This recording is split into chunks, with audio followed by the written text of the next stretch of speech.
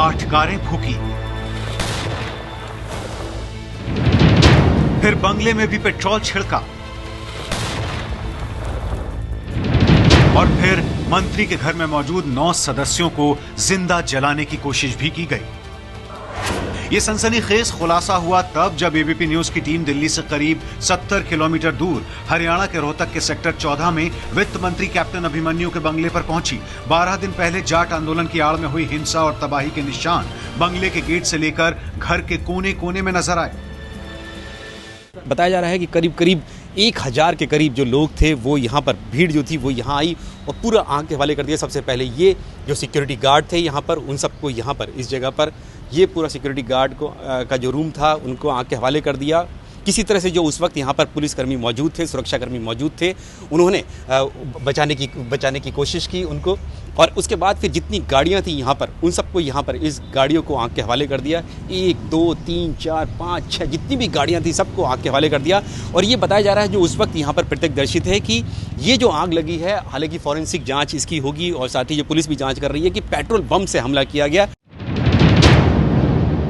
हम लोग थे 20-25 आदमी, उस कोशिश की दरवाजे को रोकने की, लेकिन भीड़ बाहर इतनी ज़्यादा थी कि लोगों ने जैसे पत्थर मारने शुरू किए, ईंटें फेंकनी, फिर वो दरवाजे के अंदर से एक जैसे लोहे की रॉड थी जो पॉइंटेड थी वो मारने शुरू कर दिया कुछ लोगों को। तो वो मतलब उससे एक पैनिक इतना क्रिएट हुआ कि वो दरवाजे का लॉक टूट गया।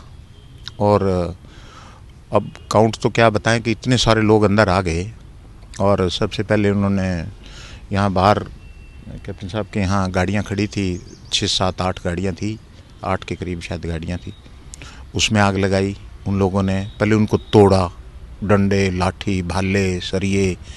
और उस भीड़ में बहुत सारे लोग जो आए अंदर आ रहे थे, तो पेट्रोल की बोतल, एक बड़ा सा स्पंज टाइप उसके हाथ में था जो शायद पेट्रोल से भिगो रखा था या क्या था, वो साथ था लोगों के उस भीड़ के अंदर।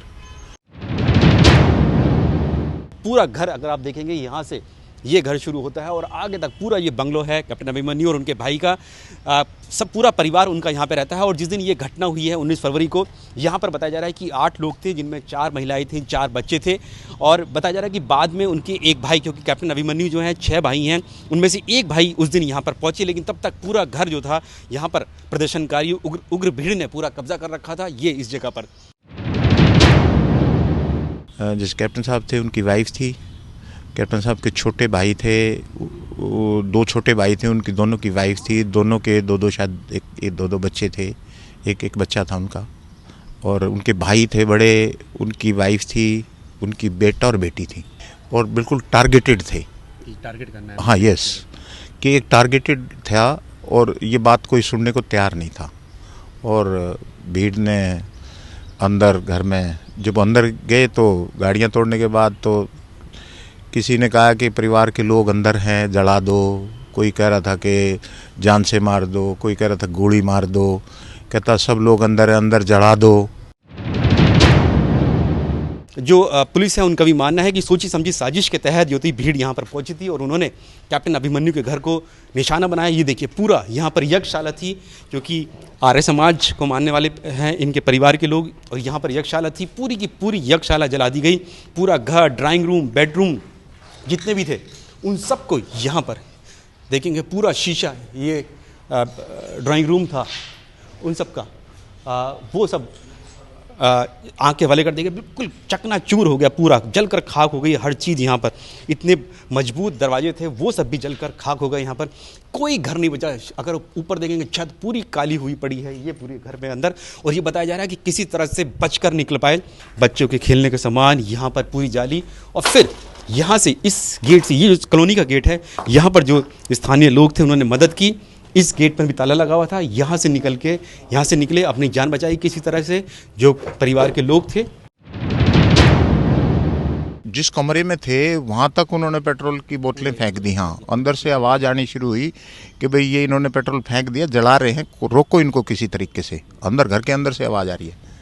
तो बाकी लोगों ने दरवाजे में से उनको निकाला और पड़ोसियों की मदद से बिल्कुल बाहर, घर से बाहर निकाला लोगों को, बिल्कुल पूरी ऊपर की मंजिल को जला दी। जो इन बचे। सब की इतना होता रहा, पुलिस कहीं पर नहीं आई, नहीं, कोई पुलिस का प्रशासन तो नाम की तो चीज़ ही दिखाई नहीं दी जी। नेक्स्ट डे ज़्यादा वायलेंस की लोगों ने, जो लोग मिले उनको मारा पीटा। हमारे एक घरेलू नौकर हैं सुखबीर, उसको बहुत बुरी तरीके से मारा। कैप्टन साहब के मामा जी को बहुत बुरी तरीके से मारा उन्होंने।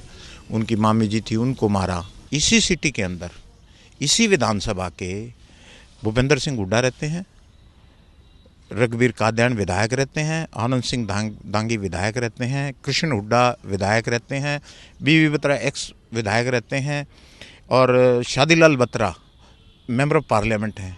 किसी के यहाँ किसी ने एक पत्थर तक नहीं फेंका। ये कहीं ना कहीं ये 100% ये दर्शाता है कि भी कहीं कॉन्स्पिरेसी थी। जाट आरक्षण आंदोलन की आड़ में 19 फरवरी और 20 फरवरी को हुए दंगों ने मंत्री के बंगले का एक हिस्सा बर्बाद कर दिया, तो बाहर दुकानों, मॉल और नर्सिंग होम को भी आग लगा दी।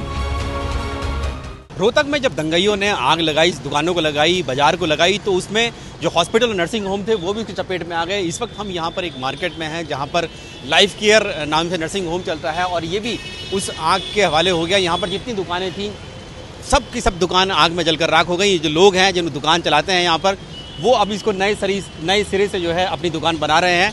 हमारे साथ यहाँ पर हैं। आपकी दुकान भी थी? आपकी कौन सी दुकान थी? आपकी दुकान थी यहाँ पर जो जली है? क्या था इसमें? इसमें सारा ही फर्नीचर था, ऑप्टिकल फ्रेम्स थे, गॉगल्स थे, सब कुछ जल चुका है। हाँ, प्लास्टर तक गिर गया है। आप ये देख रहे हो ना, सारा कुछ ये बिल्कुल तबाह हो गया है। आप देख रहे हैं हम लोग, आप फिर से दोबारा से इस दुकान को सही करवा रहे हो। हाँ, कितना मुश्किल होगा आपके सामने फिर से अपना? मुश्किल है जी, बहुत ही ज़्यादा मुश्किल है। इधर उधर से पैसे लेके लोगों ने, कई दोस्तों ने सहायता की है कि भाई अपना काम शुरू करो, तो ये थोड़ा सा शुरू करवाया है। प्रशासन लाउडस्पीकर पर मुनादी करवा रहा है कि जिन भी दुकानदारों या लोगों की संपत्ति और गाड़ियों को नुकसान हुआ है, वो मिनी सचिवालय जाकर मुआवजे के लिए दावा ठोक सकते हैं। वहाँ से फार्म ले लें और उस फार्म को भर के लघु सचिवालय दिशा केंद्र पर ही उस फार्म को जमा करा दें।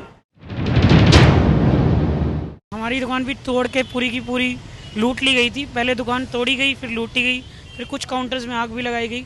सरकार के कहने के अनुसार एक बार हमने दोबारा काम करना शुरू किया, पर समझ नहीं आ रहा, जितना आसानी से सरकार ने कहा था कि वो सारा मुआवजा देगी, आज 5-5 दिन बीत गए हैं अभी, लेकिन किसी तरह की मुआवजे की उम्मीद सरकार से लग नहीं रही है। सरकार का दावा था कि आपसे कुछ नहीं मांगा जाएगा, पूछा भी नहीं जाएगा आपका ये नुकसान कैसे हुआ, लेकिन आज 5 दिन हो गए, इतनी फॉर्मेलिटी से भरा हुआ है। तो ये आप दस्तावेज उसी के हैं आपके? सरकार के दस्तावेज इकट्ठे कर रहे हैं सर। 5 दिन हो गए FIR कटवाने के लिए, रोज सुबह जाते हैं, शाम तक FIR नहीं कटती। 5 दिन बाद हमारी FIR कटी है, उसके बाद भी इतने डॉक्यूमेंट्स मांगे हुए हैं। हमें ये समझ नहीं आ रहा हम क्या क्या उन्हें पकड़ाएं और क्या क्या सामान उन्हें दें उसके बाद, ताकि हमारा कुछ हो सके। ये टारगेट ही था, ये पहले ये चुन चुन के किया गया है। जैसे ये देखा है भाई, यहाँ पे लूट है, यहाँ पे कैश मिलेगा, यहाँ पे सामान मिलेगा, ये चुन चुन के स्टोरों को लूटा गया है। बर्बाद हुए दुकानदार हालात से दो चार हो रहे हैं, तो दंगों की वजह से दरके सामाजिक रिश्तों की कड़ी को फिर से जोड़ने की कोशिश कर रहा है जाट समुदाय। रोहतक दंगे का ठप्पा जाट समुदाय के सिर ही चस्पा है, जिसे धोने के लिए यह समुदाय बेताब दिख रहा है। जाट समुदाय के लोगों का कहना है कि उनके आंदोलन का कुछ शरारती तत्वों ने फायदा उठाया और रोहतक को दंगों का दंश झेलना पड़ा। और अब जो जाट समुदाय के लोग हैं वो यहाँ पर रोहतक में जो जाट धर्मशाला है वहाँ पर 6 मार्च को एक बड़ी शोक सभा करने वाले हैं। उनका कहना है कि जो सबसे ज़्यादा मौत हुई है वो जाट समुदाय के लोगों की हुई है, जबकि हिंसा से उनका कोई लेना देना नहीं था। शांतिपूर्वक यहाँ पर सब जो था अपना आंदोलन कर रहे थे। यहाँ पर हम जाट धर्मशाला में पहुँचे हैं, जहाँ पर जो जाट समुदाय के जो मुअज़्ज़िज़ लोग हैं वो यहाँ पर बैठे हुए हैं। जाट समुदाय के विरुद्ध अनर्गल प्रचार किया जा रहा है तथा ऐसा माहौल बनाया जा रहा है कि 35 जाति एक तरफ एवं जाट समुदाय दूसरी तरफ है, जिसके कारण सामाजिक ताना बाना छिन भिन हो रहा है, जबकि वस्तु स्थिति इसके सर्वदा विपरीत है। अतः जाट आरक्षण संघर्ष समिति समस्त हरियाणा की ग्राम पंचायतों से निवेदन करती है कि वे अपने अपने गांव में सद्भावना बैठक का आयोजन करें, जिसमें सभी समुदाय के प्रतिनिधि सम्मिलित हों। हमारे शांति प्रिय ढंग से आंदोलन चल रहा था, जिसका फायदा उठा करके दूसरे गैर असामाजिक तत्वों में इसमें गिर के और इस राष्ट्र, इस जाट जाति को बदनाम करने की एक गलत ढंग से वो प्रयोग किया गया है। रोहतक के दंगों में जिन 30 लोगों को अपनी जान गंवानी पड़ी, उनमें बोहर गांव का जाट परिवार से ताल्लुक रखने वाला रविंद्र भी शामिल था। दोस्त की बहन को लेने गया था, पीछे दीवार हुआ, इसका मोटरसाइकिल पर था, वहीं मोटरसाइकिल फूंक दी। हमें पता लगा मेडिकल में उसकी जेब में फ़ोन था। उस फ़ोन एक उसकी भाभी था, उसने फ़ोन किया, अगर रविंद्र कहाँ तू नर्सा ने फोन काटा है, उनने सुना है अगर ये तो मेडिकल में पढ़े हन बोल है, जब उन्हें अरे के और को फोन करा है जब यहाँ तक गाँव में तो बाजिएगा। फिलहाल रोहतक में जाट समुदाय से लेकर हर समुदाय, बूढ़े से लेकर बच्चे, नौजवान सब शांति की राह खोज रहे हैं। हरियाणा जाट आंदोलन की हिंसा में झुलस गया, लेकिन अब 10 दिन बाद जो है वो जिंदगी पटरी पर आ रही है। लोग मार्च निकाल रहे हैं। यहाँ पर हमारे साथ छात्र एकता मंच के लोग के छात्र हैं ये लोग, और यहाँ पर ये एकता मार्च निकाल रहे हैं और इनके पास इस तरह के जो है प्ले कार्ड्स है, जाति धर्म के झगड़े छोड़ो, सही लड़ाई से नाता जोड़ो। हमारे जो नेकीराम कॉलेज में कि जो पुलिस वाले बिना अनुमति के घुस आए थे, तो किसकी वजह से घुस आए थे, हमें उनको पहले अनुमति लेनी चाहिए फिर उसको घुसना चाहिए। ये सारी मांगों को लेकर के हम शांतिपूर्वक अपना मार्च निकाले। राजनीतिक दलों ने पूरा पहले से सुप्रीम कोर्ट ने आरक्षण को बंद कर दिया था, लेकिन फिर भी बार बार बयान आ रहे हैं, आप उसको उछाल रहे हो। और फिर पुलिस प्रशासन का जो एक नकारा रवैया था कि आप बिल्कुल चुपचाप और तोड़ाफोड़ी हो रही है। पूरे शहर में एक शांति मार्च निकाल रहे हैं और इनका सिर्फ और सिर्फ यही है कि अब दंगों की कालिक शांति का उजाला चाहिए। शांति इसीलिए बनाए रखने के लिए ये छात्र जो हैं अब सड़कों पर उतरे हैं।